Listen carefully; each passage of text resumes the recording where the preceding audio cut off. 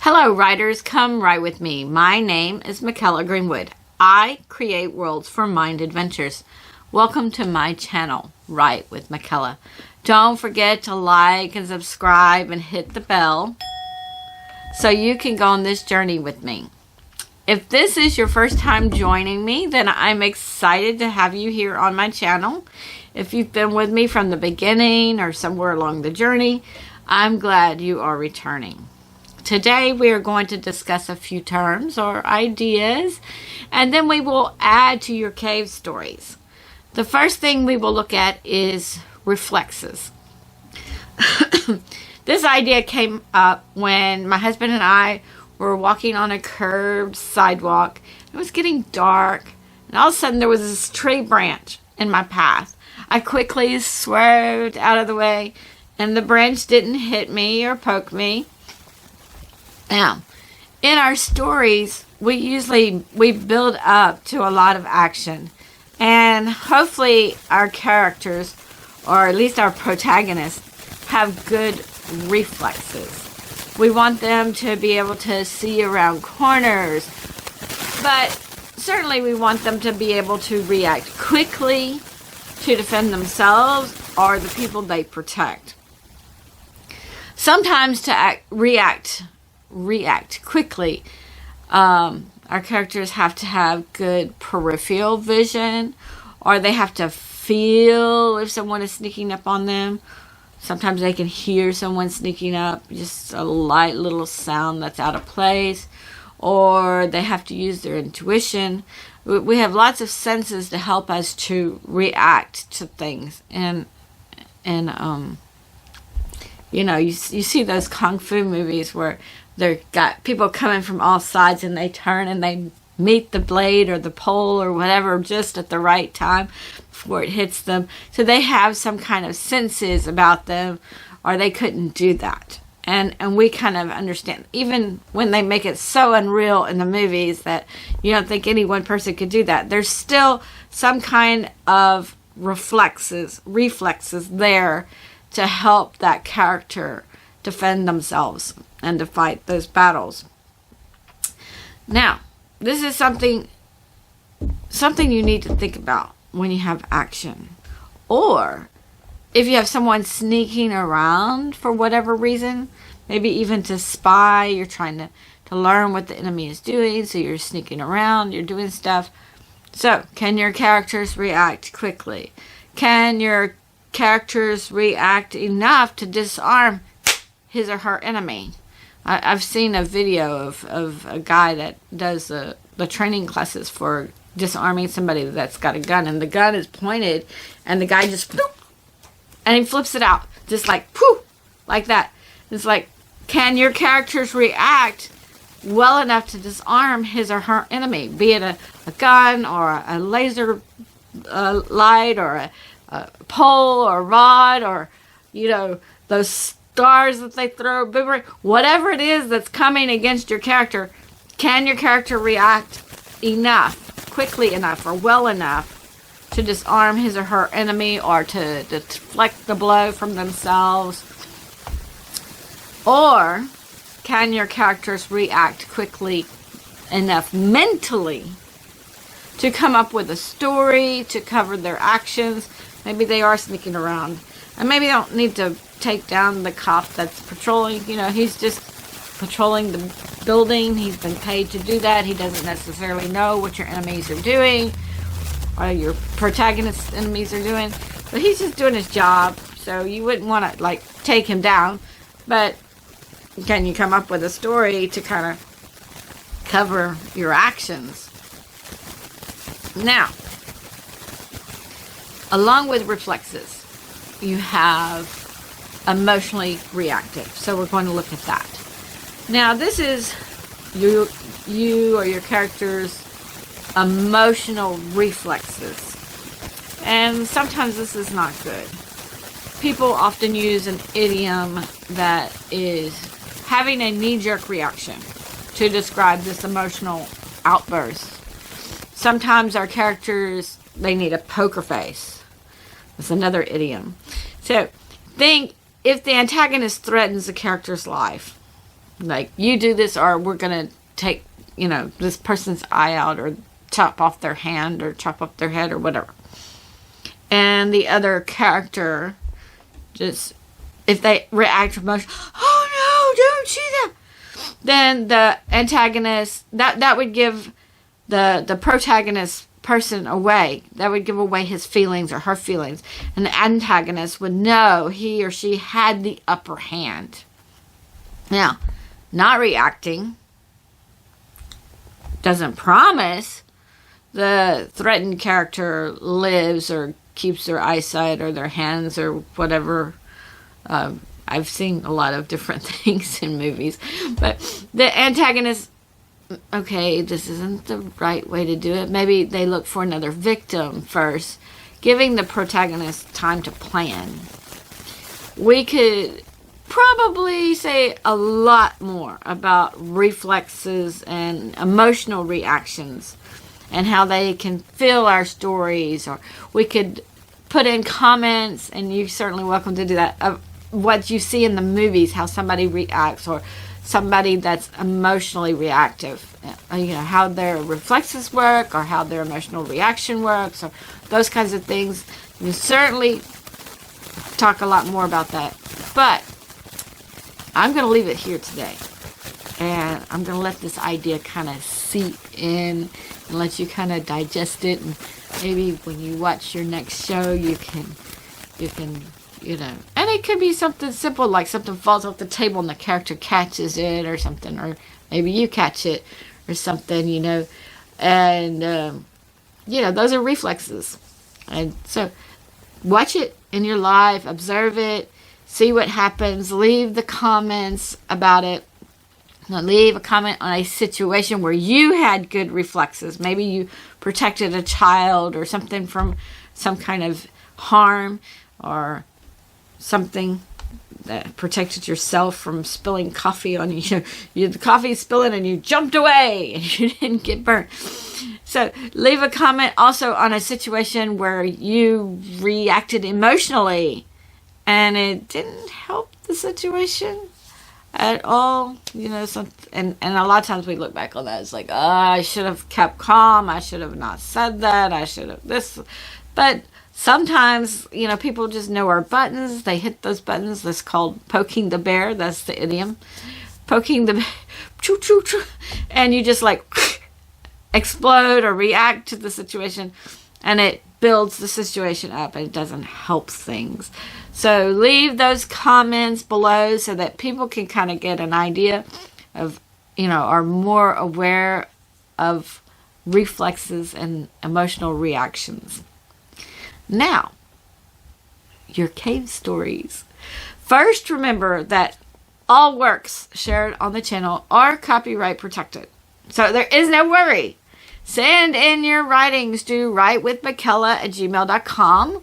I look forward to reading your stories on the channel.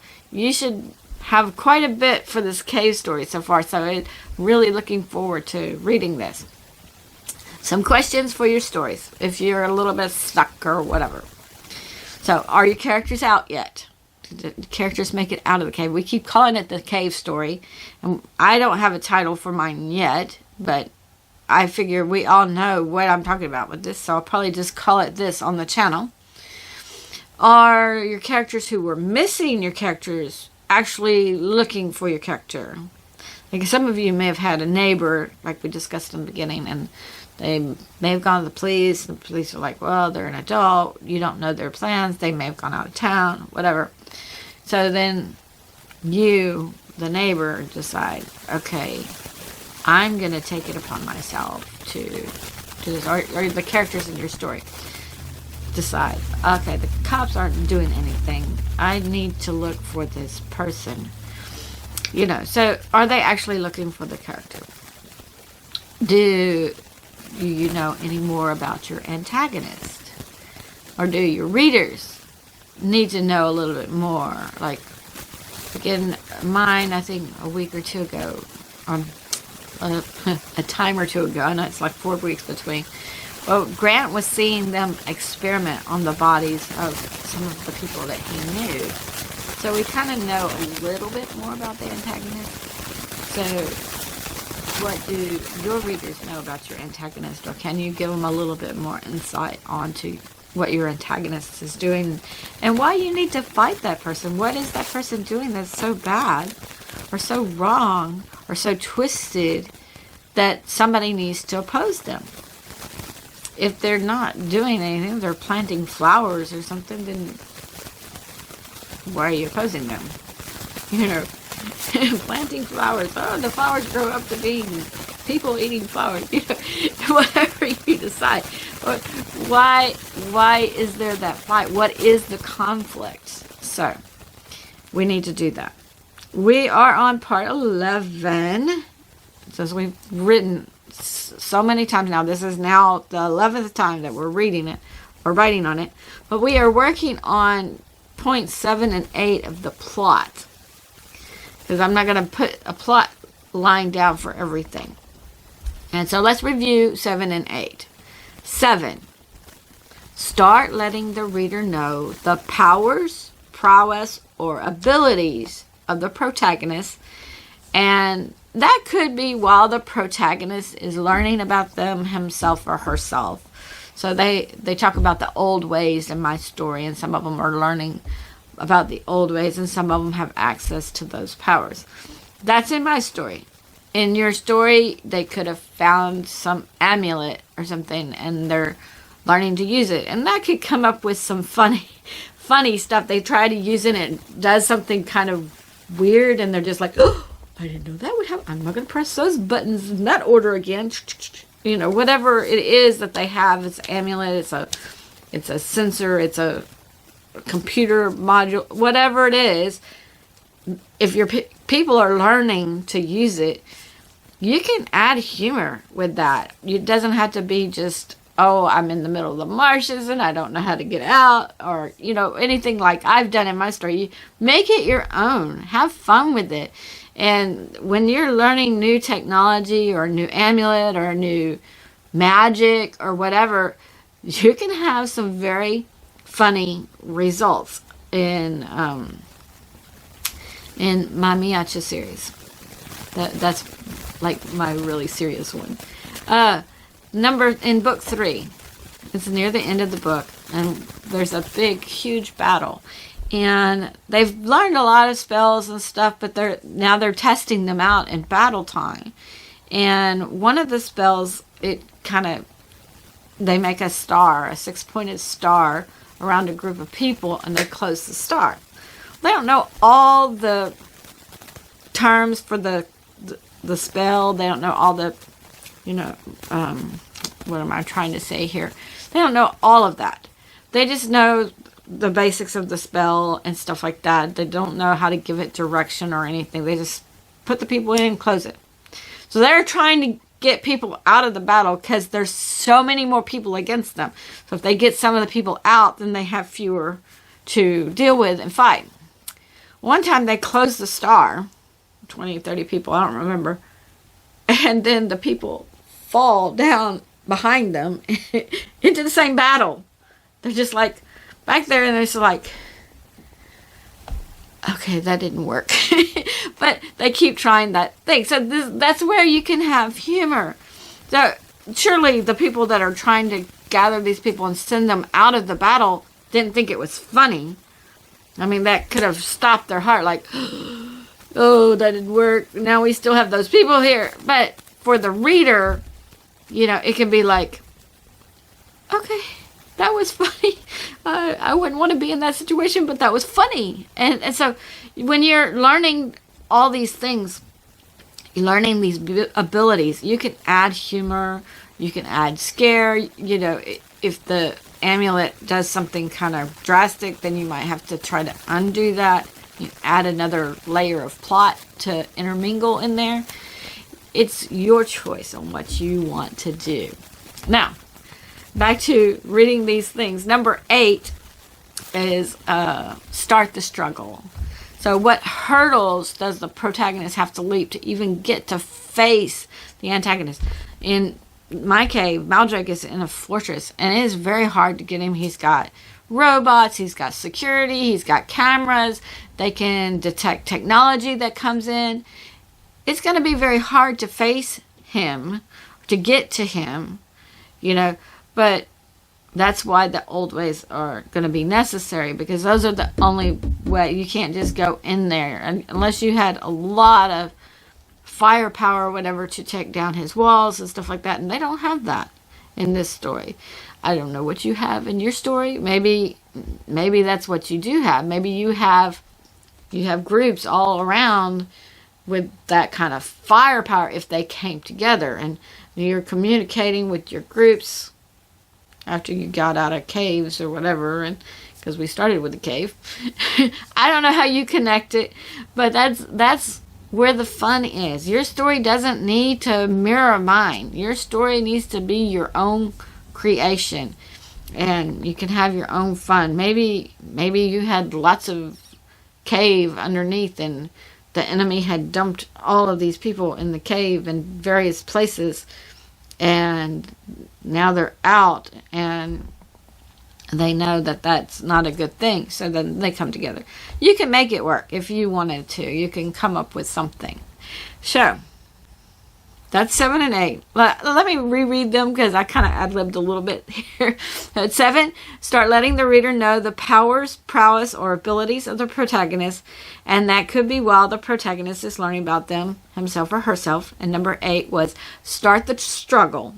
What hurdles does the protagonist have to leap to get to even face the antagonist? And the other thing I would say is just continue with the next thing. You've got all these things. Read your last scene. Continue. Ask a question to yourself. What does this mean? What's the significance? What happens after this? And write a scene to answer that question. But most important is have fun with your writing. This is fun stuff. This is creation. This is being full of life and expressing it. And then if you send it in and I read it to the channel, that everybody that watches the channel can experience what you have created. And that's going to be really fun. But you can hear it yourself. And I know a lot of times we're our worst critics and we're like, oh, I can't believe I wrote that. But it's for us to share. It's not for us to hide. It's for us to share. So send it in. And don't be embarrassed. We're all here to learn. We all make mistakes. Everything. It's just fun. Have fun with it. Share it. So pause the video and add to your cave. And then come back. And I will read what I added today.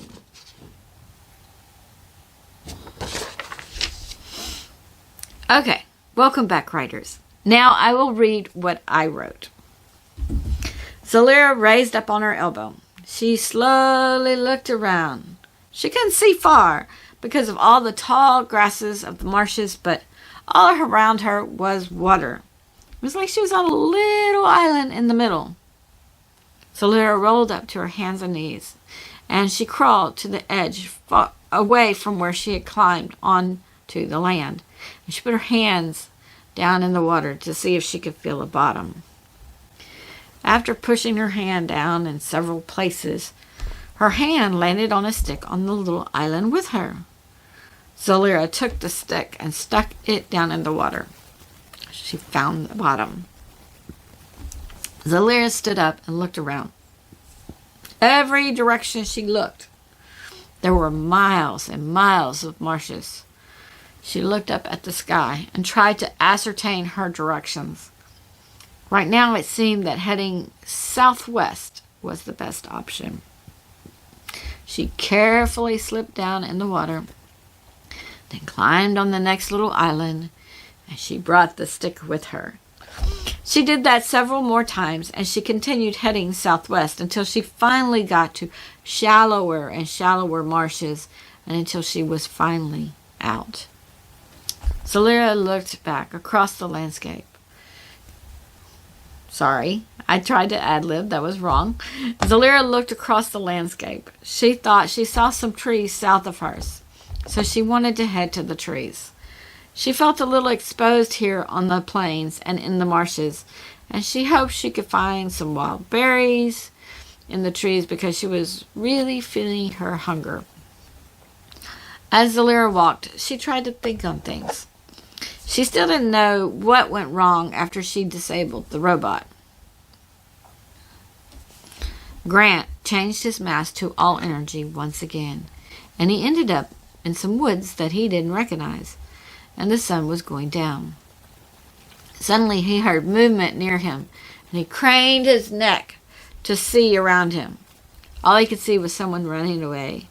Grant tried to call to the person, but they didn't slow down, and they didn't come back. Grant laid his head down and let out a sigh. Commander Thurnall realized that most of the people who left had also brought their belongings, so they didn't expect to return. He asked around to see if anyone knew anything, but the most he got was that when people returned, their people scanned them and imprisoned them, so it would be hard to return in some cases. Commander Thurnall almost exploded in rage, but he knew not to execute a messenger. Commander Thurnall went back to going through their logs. He was shaking his head to himself. They didn't have enough people remaining to attempt any missions. He wondered if people were just giving up. Finally, he found Commander Nison's commander log, and the last entry read, "We have decided to learn some things on our own because we suspect a few of being spies." Commander Thurnall was frustrated, but what could he do? He realized to agree that no one told him because they suspected him, but he didn't think he had done anything to cause mistrust. Then, suddenly, he realized that Zalira was missing, and a lot of people felt connected to her, even if they didn't know her well. She just seemed to know things, like what people needed. Deep within him, he hoped they found her, but she had gone deep into Maldrake's lair, and she probably didn't make it out. Commander Thurnall decided to get the maps and start looking at them. Commander Nison's group finally made it back to the place where they met the children. They had skipped one session with the radios because of the children, and now it was time again. So they turned on the radios, and everyone in the larger group checked in. Now, none of the rest of them had run into the children yet, but they would now be wary of them.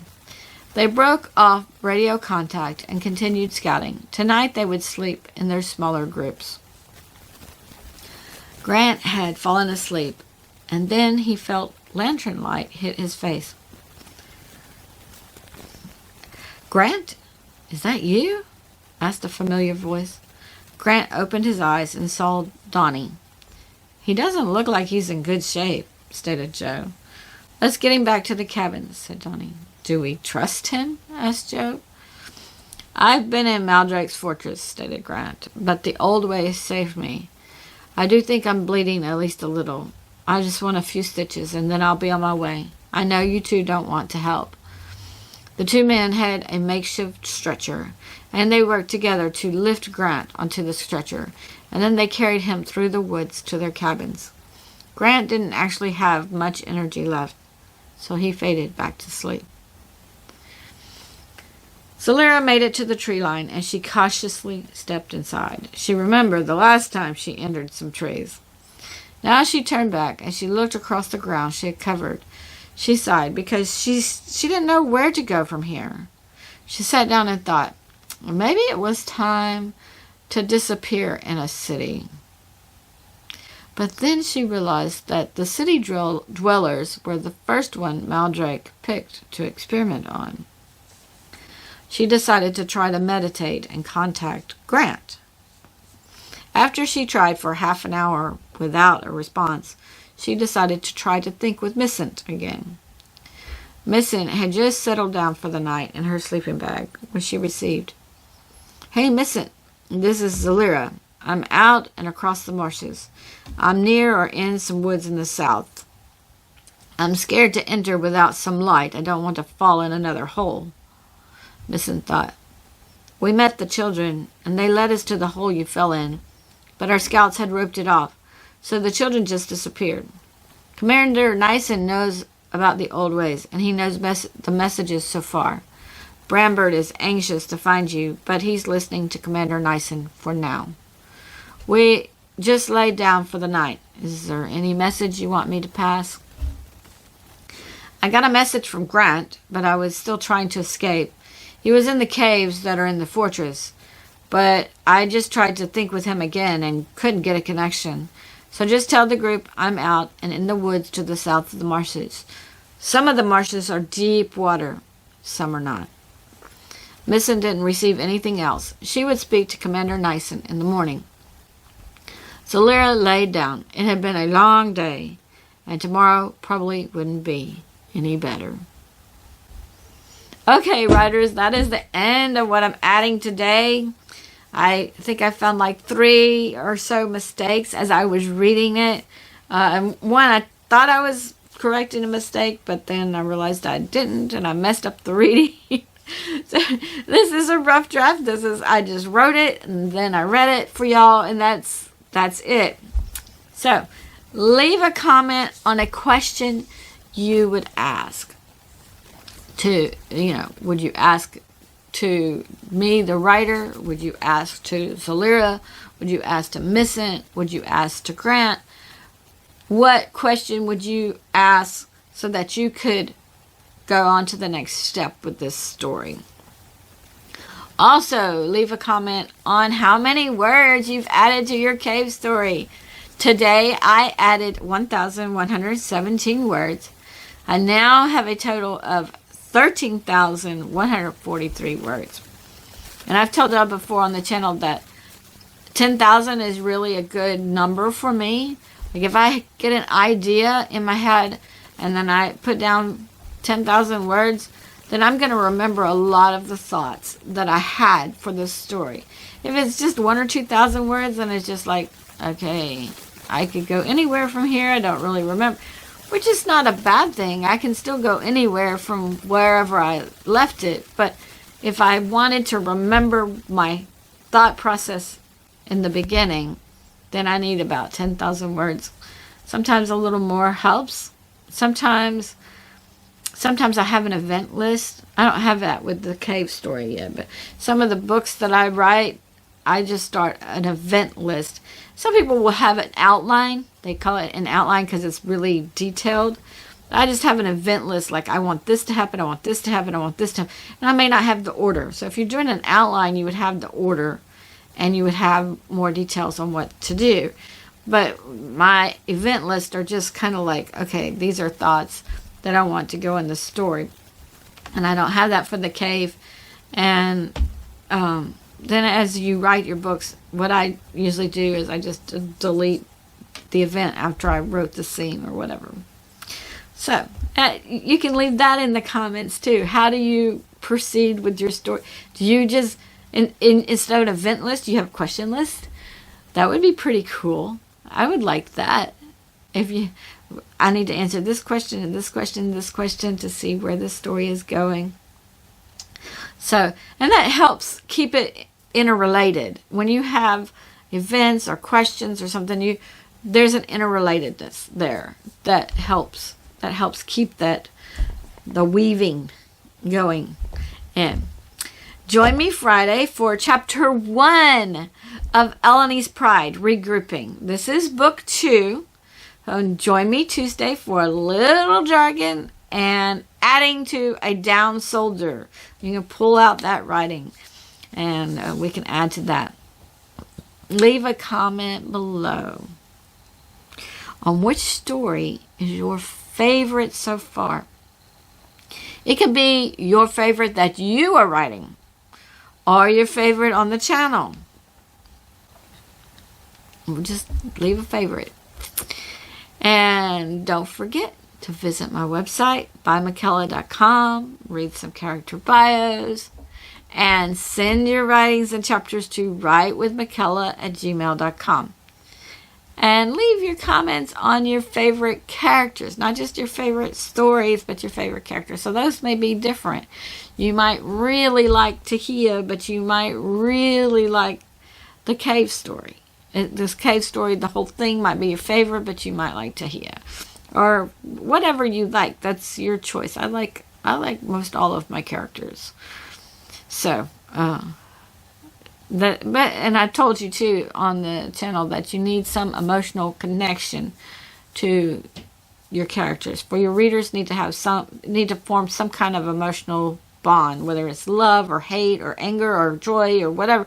Your readers need some emotional attachment. Well, if you have no emotional attachment to your characters, then you need to add something, add some emotions, add some feelings, add something. Fill it out. Doesn't mean it can't work. It doesn't mean throw it away. It means edit. Fill it out. Go deeper into some of the feelings. Go deeper into some of the observations. That will help your story. So make sure you have the emotional connection. And when you tell me your favorites for mine, then I can see which ones have emotional connections and which ones don't.